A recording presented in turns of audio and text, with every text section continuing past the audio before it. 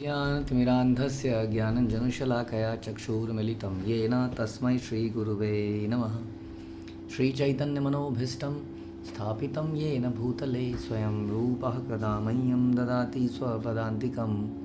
वन्देऽहं श्रीगुरौ श्रीयुतापदकमलं श्रीगुरुन् वैष्णवांश्च श्रीरूपं साग्रजातं सहगणरघुनाथान्वितं तं सजीवं साद्वैतं सावधूतं परिजनसहितं कृष्णचैतन्यदेवं श्रीराधाकृष्णपादान् सहगणललिता श्रीविशाखान्वितांश्च। हे कृष्ण करुणा सिंधु दीनबंधु जगतपते गोपेश गोपिका कांत राधा कांत नमस्तुते। तप्त कांचन गौरांगी राधे वृंदावनेश्वरी वृषभानुसुते देवी प्रणमामि हरिप्रिये। वाञ्छाकल्पतरुभ्यश्च कृपा सिन्धुभ्यः च पतितानां पावनेभ्यो वैष्णवेभ्यो नमो नमः। जय श्री कृष्ण चैतन्य प्रभु नित्यानंद श्री अद्वैत गदाधर शिवासादि गौर भक्तवृंद। हरे कृष्णा कृष्ण कृष्ण हरे हरे, हरे राम राम राम हरे हरे। नमो विष्णुपादाय कृष्णप्रेष्ठाय भूतले श्रीमते भक्ति वेदांत स्वामिन्निति नामिने। नमस्ते सारस्वते देवे गौरवाणी प्रचारिणे निर्विशेष शून्यवादी पाश्चात्य देशतारिणे। हरे कृष्णा। भगवद गीता अध्याय 2 श्लोक संख्या 45। त्रैगुण्या विषया वेद निस्त्रैगुण्यो भवार्जुन निर्द्वंदो नित्यसत्वस्थो निर्योगक्षेम आत्मवान। वेदों में मुख्यतः प्रकृति के 3 गुणों का वर्णन हुआ है। हे अर्जुन, इन तीनों गुणों से ऊपर उठो, समस्त द्वैतों और लाभ तथा सुरक्षा की सारी चिंताओं से मुक्त होकर आत्मपरायण बनो। तो भगवान वहीं पर वापस आ गए। इसका मतलब इसके बीच में भगवान जो भी बता रहे थे, अब समझने की बात है, इसके बीच में कई सारे श्लोक आए। इससे पहले आपने सुना था कि भगवान ने बताया कि किस प्रकार से वेदों की अलंकारमयी भाषा से हमें विचलित नहीं होना चाहिए। उसके पहले बताया निष्काम कर्म कैसे करना चाहिए, भगवान के लिए कैसे करना चाहिए। फिर बताया वेदों में कुछ और बताया गया है। फिर बीच में आया भोगेश्वरम प्रसक्ता नाम इत्यादि, कि कैसे हम बिविल्डर हो जाते हैं, अपने रास्ते से भटक जाते हैं। अब फिर भगवान वेदों पे दोबारा से लेके आए। इसका मतलब ये सारी चर्चा इसी के इर्द गिर्द थी कि हमें ये समझना पड़ेगा कि किसी चीज़ को बनाने के पीछे पर्पस क्या है। कई बार जब बच्चा दवाई नहीं खाता है तो बचपन में क्या करा जाता है, केले के अंदर गोली डाल दी जाती है। बच्चे को बोलते हैं केला खा ले, तो दवाई इस प्रकार से खा लेता है। उसका उद्देश्य बच्चे को केला खिलाना नहीं है, दवाई खिलाना है। उसी तरह से वेदों में कई बार इस तरह के चीज़ें लिखी गई हैं जो कि उन लोगों के लिए है जो अभी बच्चे हैं। बच्चों को लॉलीपॉप से, चॉकलेट से अट्रैक्ट किया जाता है, उनसे काम कराया जाता है। उसी तरह से कई बार जिन लोगों की मानसिक स्थिति अभी बच्चों जैसी है, यानी कि जो इंद्रिय तृप्ति करना चाहते हैं, उन लोगों के लिए वेदों में कुछ कुछ ऐसी चीज़ें बताई गई हैं ताकि किसी तरीके से उनको इन शास्त्रों पर लाया जाए और शास्त्रों से धीरे धीरे उन्हें शुद्ध भक्ति पर लाया जाए। लेकिन वेद जो है अल्टीमेट गोल नहीं हो सकते। किसी ना किसी दिन आपको ये समझना पड़ेगा कि केला खा कर ही दवाई नहीं खानी है, दवाई डायरेक्टली भी खानी है। कई अवस्थाओं में केला हमारे लिए नुकसानदायक भी चीज़ हो सकती है, ऐसी बीमारी हो जाती है हमें। तो we have to learn in one day कि दवाई कितनी ज़रूरी है, और वो कड़वी भी लगे तो खानी है। हमें ग्रोन अप होना पड़ेगा, हमें मैच्योर होना पड़ेगा to face the world, face the problems. हमेशा हमें प्रोटेक्शन में नहीं रखा जा सकता। उसी तरीके से कोई व्यक्ति वेदों को अल्टीमेट गोल नहीं समझ सकता, उसके पीछे के रहस्य को जानना पड़ेगा। इसलिए भगवान गीता में साफ बताते हैं कि वेदेश सर्वेर अहम एव वेद्य, कि वेदों में मुझे जानना है। हाँ, ये पर्पस है। इसलिए वेद गलत नहीं है, लेकिन वेदों को सर्वे सर्व मान लेना और ये मान लेना कि लाइफ का पर्पस ही यही है जो पहले बताया गया, जो वेदों में लिखा गया है, जो अपरेंटली हमें दिखता है। अगर कोई गुरु मिलेंगे हमें शास्त्रों के अनुसार, वो हमें उसके निष्कर्ष को समझा पाएंगे कि इसके पीछे का पर्पस क्या है। ये तो केला है, केले के अंदर एक दवाई है, उस दवाई को समझो, दवाई क्या है ना। तो ये समझने की बात है। इसलिए यहाँ पर और थोड़ा क्लियर करके बता रहे हैं कि वेदों में बताया गया है। वेदों में त्रिगुण्या विषया वेदा, त्रैगुण्या विषया वेदा, वेदों में मुख्यतः 3 गुणों के बारे में बताया गया है।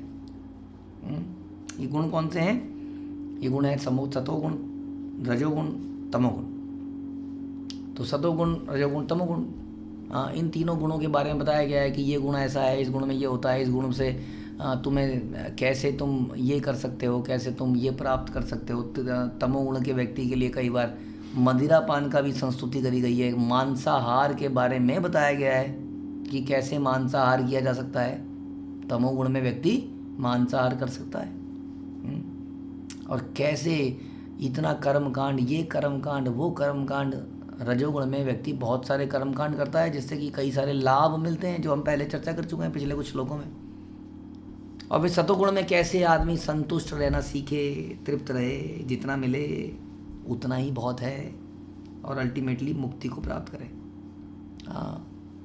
तो वास्तव में ये इस तरीके से है जैसे कि हमारे आचार्यों ने बताया कि एक जेल के अंदर आपको यदि सोने की चेन से बांध दिया जाए या लोहे की चेन से बांध दिया जाए, या सोने की चेन, लोहे की चेन और सिल्वर चेन मान लीजिए, तो it is all the same, because ultimately आप बंधे हुए हैं, चाहे किसी भी चेन से बंधे हुए हैं।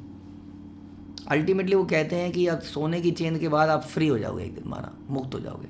बट उनकी मुक्ति की अवस्था क्या है वो समझना पड़ेगा, क्योंकि वो जानकारी ना होने के कारण मुक्ति की अवस्था को ये माना जाता है कि मैं जेल से फ्री हो गया। बट जेल से फ्री होने के बाद यदि समाज ने आपको एक्सेप्ट नहीं किया, यदि आपको कोई रोज़गार नहीं मिला, एक्सेप्टेंस नहीं मिली, रोज़गार नहीं मिला, तो आप पागल हो जाएंगे।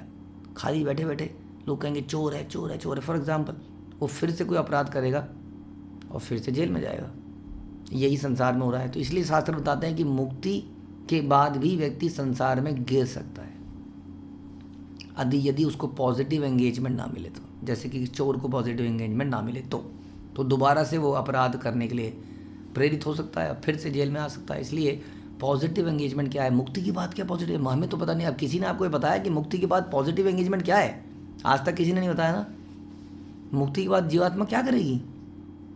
भगवान के शरीर में चली जाएगी। लेकिन भगवान तो कहते हैं ना तो एवं हम जातु ना सम न तुम ने में जना दीपा न चाहिए वैसा सर्वे वया मता परमा, कि कभी ऐसा समय नहीं था कि मैं नहीं था, कभी ऐसा समय नहीं होगा कि आप नहीं थे या नहीं होगे। तो इसका मतलब भगवान में मिलन हो जाना तो कुछ समझ में नहीं आती है, क्योंकि हमारा एग्जिस्टेंस हमेशा बना रहेगा। तो इसका मतलब फिर मेरी पॉजिटिव एंगेजमेंट क्या है मुक्ति के बाद? वो वही व्यक्ति समझ पाएगा जो भक्ति योग को समझेगा कि पॉजिटिव एंगेजमेंट किसको कहते हैं। कैसे जीवात्मा मुक्ति होने के बाद भगवान के धाम में यदि जाती है और वहाँ पर भगवान की नित्य आनंदमयी प्रेममयी सेवाओं में लगती है, that is a positive engagement, जो उसको कभी फिर से पाप करने के लिए प्रेरित नहीं होने देती। जिस प्रकार से एक जेल से छूटे व्यक्ति को बहुत बढ़िया जॉब मिल जाए जिसमें वो पूरे दिन लगा रहे, परिवार का पालन कर पाए, और इस प्रकार से पुरानी सारी गंदी आदतों को छोड़ सकता है। इस संसारिक एग्जाम्पल में उसी तरह से जीवात्मा मुक्ति के बाद यदि उसको ये पॉजिटिव एंगेजमेंट मिल जाए, नहीं मिले तो दोबारा आना पड़ेगा, फिर अपराध करेगा। पॉजिटिव एंगेजमेंट यदि वो भगवान की सेवा करना सीख जाए, हाँ, और उसको करने लग जाए। इसके बारे में बहुत डिटेल्ड डिस्कशंस हैं श्रीमद् भागवत में, ऐसे ग्रंथों में, जो कि वेदों के बाद की नॉलेज, पढ़ाई लिखाई कही जानी चाहिए। तो वेद आपको एक लेवल तक लेके आते हैं, माना आपको 12th पास कराते हैं, फिर वो graduate and post graduate you become in Bhagavatam and Chaitanya Charitamrita. तब हमें समझ में आता है कि what is the next step, जो कि ये मुक्ति वाले स्टेप हमें नहीं समझा पाते हैं। इसलिए बताया कि वेदों में मुख्यतः 3 गुणों के बारे में बताया, कैसे सतोगुण में आया जाए या ज़्यादा से ज़्यादा कैसे मुक्ति हो जाए।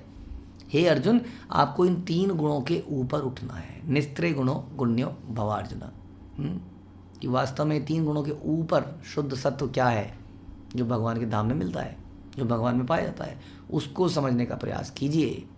क्योंकि अदरवाइज़ आप अगर अपने जीवन से पूरी तरह संतुष्ट भी हैं सतोगुण में, तो भी संसार में वापस आना पड़ेगा। ये हम चर्चा कर रहे हैं, मुक्ति के बाद भी संसार में वापस आना पड़ेगा। निर्द्वंद्व से नित्य सत्वस्तो, हाँ, उसके बाद कहते हैं समस्त द्वैतों निर्द्वंद हो जाओ, द्वंद्वों से मुक्त हो जाओ, कि ये संसार में अच्छा है, ये संसार में बुरा है, ये लकी है, ये अनलकी है। मेरे लिए 5 नंबर लकी है, हाँ, 9 नंबर अनलकी। कई लोग नंबरों में गेम खेलते हैं, हाँ, कई लोग कहते हैं यूनिवर्सल नंबर 3, 9, लोग कहते हैं बड़े अटैच हो जाते हैं, मेरी गाड़ी का नंबर ऐसे होना चाहिए, फिर इसका नंबर ये होना चाहिए, ये किसी पामिस्ट को दिखाते हैं, हाँ, दिन रात ज्योतिषी पामे लकी अनलकी, ये दिन अच्छा है ये दिन अच्छा नहीं है। हाँ, सैटरडे को ये हो सकता है, मंडे को ये हो सकता है, ट्यूसडे को ये नहीं हो सकता है, उस दिन ये नहीं हो सकता है। All about this is all about द्वैत, ये द्वैत हैं। ये लेकिन इनसे ऊपर उठो, क्योंकि इस संसार में क्या शुभ हो सकता है। एक व्यक्ति जो जेल के अंदर बंद है, उसके लिए क्या शुभ है, ये क्वेश्चन आता है। ये हम समझ नहीं पाते अपनी असली पोजीशन को, कि क्या शुभ है और क्या अशुभ है। सबसे बड़ा अशुभ यही कि हम इस संसार में हैं, इस शरीर के अंदर हैं, भगवान के धाम में नहीं है। इसलिए निर्द्वंद इस द्वैत से मुक्त हो जाओ। मान अपमान, जीत या हार, शुभ या लाभ या लॉस, और नित्य सत्वस्था, नित्य शुद्ध सत्व में स्थित हो जाओ।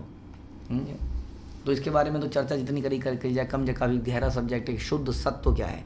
मोटे तौर पे ये समझ लीजिए, सांसारिक काम काज जितने भी हैं इनके ऊपर गुरु के डायरेक्शन में भगवान की गई सेवा को आप सिंपल शब्द में शुद्ध सत्व मान सकते हैं। जैसे हम नाम जपते हैं भगवान का, भगवान की आरतियाँ करते हैं, भगवान के लिए कई सारी सेवाएं करते हैं, उनकी कथा को सुनते हैं, भागवत गीता भागवतम इत्यादि सुनते हैं या पढ़ते हैं, मंदिरों में जाते हैं, आरतियाँ करते हैं, ये सारे कार्य शुद्ध सत्व के हैं। लेकिन हम इसमें नित्य स्थित नहीं है, हम इसको थोड़ी देर के लिए करते हैं और फिर पूरे दिन में वही काम करते हैं। ये क्या होता है, इससे धीरे धीरे हमें बढ़ाना चाहिए अपनी लाइफ में। इसलिए हम कहते हैं धीरे धीरे माला बढ़ाते हैं। पहले हम 2 करते हैं, फिर 4 करते हैं, फिर धीरे धीरे 5 6 7 8 करते करते माला बढ़ाते हैं। फिर एक स्टेज में माला के आने के बाद हम सेवाएं बढ़ाते हैं, कथन पर ये पठन और श्रवण बढ़ाते हैं और दूसरे भक्तों की सेवा में लगते हैं। करते करते हम जब 24 घंटे इसी तरह के कार्यों में लग जाते हैं तो नित्य शुद्ध सत्व में स्थित हो जाते हैं, यदि हम ये गुरु परंपरा के डायरेक्शन में करें तो ये डायरेक्शन अर्जुन को मिल रही है कि ये 3 सांसारिक जो चीज़ें हैं, ये लाभ हानि, भला बुरा, रिश्तेदार, दोस्त, दुश्मन, इन सब में क्या होगा, तुम जेल में अलग अलग चेनों में बंधे हुए हो, इनके ऊपर उठो, 3 गुणों के ऊपर शुद्ध सत्व में स्थित हो। क्योंकि शुद्ध सत्व कहाँ का है, जो हमने चर्चा करी थी, मुक्ति के बाद भगवान के धाम में पॉजिटिव एंगेजमेंट इज शुद्ध सत्व। क्यों? क्योंकि भगवान शुद्ध सत्व हैं, इसलिए भगवान से रिलेटेड कोई कार्य करेंगे तो हम शुद्ध सत्व में अपने आप स्थित हो जाएंगे। इसलिए निर्योगक्षेमम आत्ममान, निर्योगक्षेमम क्षेम, यानी कि वही लाभ और रक्षा के भावों से मुक्त हो जाओ। कैसे होगा? फ़ायदा कहाँ फ़ायदा मिलेगा, 2 पैसे कहाँ से बचेंगे? दिन रात आदमी के दिमाग में ये रहता है 2 पैसे कहाँ बचेंगे। भक्तिमय कार्यों को भी वो पहले तोलता है कि यदि मैं ये भक्तिमय कार्य करूँगा तो बिज़नेस लॉस कितना है, सैलरी लॉस कितना है, यदि मैं इस यात्रा में चला जाऊँगा तो मेरे को कितना लॉस हो जाएगा, यदि मैं इतना करूँगा तो ये बिज़नेस छूट जाएगा। तो आदमी हमेशा लाभ, क्योंकि उसके दिमाग में 24 घंटे यही चलता रहता है, how to earn money. But इसको शिला प्रभुपाद जैसे अपने लेक्चर में बता रहे थे, दिस इज लाइक अ कृपण बताया था प्रभुपाद ने। हु इज़ अ कृपण? Miser, miserly. कौन है माइजर? माइजर वो है जिसके पास प्रचुर मात्रा में धन है फॉर एग्जाम्पल, लेकिन वो धन को यूज़ नहीं करता, तिजोरी में बंद करता। या फॉर एग्जाम्पल हम बचपन में जोक मारते थे कि एक जो माइजर है वो घी के डब्बे के बाहर से ही रोटियां चपेट देता है। डब्बा अंदर है, घी अंदर है, डब्बे के बाहर से ही, ताकि घी खत्म ना हो जाए। मेंटल सेटिस्फैक्शन, घी लग गया। माइजर कहेंगे ना, पागल व्यक्ति है। घी खाता तो लाभ होता उसको। हाँ, जो अपनी संपदा को, अपने धन को सही जगह पर न लगाए, केवल इसको नहीं है कि केवल यूज़ ना करे, लेकिन सही प्रकार से यूज़ ना करे, उसको भी माइजर कहते हैं, माइजरली कहते हैं। तो हम सब लोग माइजर की तरह जीते हैं वास्तव में, कि जो हमारे पास धन है, संपत्ति है, वास्तव में उसको हमें इस्तेमाल करना चाहिए था धार्मिक कृतों के लिए, कार्यों के लिए, जिसमें कि यात्राएं, कई लोग गजेट्स खरीदने पड़ते हैं, कई बार कुछ ऐसे इंस्ट्रूमेंट जैसे स्पीकर खरीदना है आपको फॉर एग्जांपल, वटेवर कुछ भी हो सकता है जिससे कि आप भक्तिमय कार्य कर पाओ, उसमें इस्तेमाल ना करके वो बचाने की जगह लगता है। इस प्रकार से यहाँ बताया, लाभ और रक्षा के भावों से मुक्त होना पड़ेगा। इस संसार में सारी संपत्ति छीन ली जाएगी हमसे, इसके पहले यदि हम उसको कृष्ण भावनामृत में इस्तेमाल में ले आएँ तो ये best use of the resources है। इसलिए बोलते हैं आत्मा में स्थित हो। ये काम आप कब कर पाओगे? जब निरंतर इस पर चिंतन करोगे कि मैं एक आत्मा हूँ, भगवान का अंश हूँ, भगवान का नित्य दास हूँ, नित्य कृष्ण दास हूँ। जब वो ये सोचेगा तब वो इन सारी संपत्ति को भगवान की सेवा में लगाएगा। जब वो भगवान की सेवा में अपने आप को, अपने समय को, संपत्ति को लगाएगा तो वो शुद्ध सत्व में स्थित हो जाएगा। जब उस शुद्ध सत्व में स्थित होगा 3 गुणों से अपने आप उड़ जाएगा और इस प्रकार वो मुक्ति प्राप्त नहीं करेगा, वो मुक्ति के ऊपर की वो पॉजिटिव एंगेजमेंट प्राप्त कर पाएगा। जिसको भक्ति कहते हैं, और भगवान के धाम में सदा भगवान के साथ निवास करेगा। हरे कृष्णा। श्रील प्रभुपाद की जय, भगवद गीता की जय।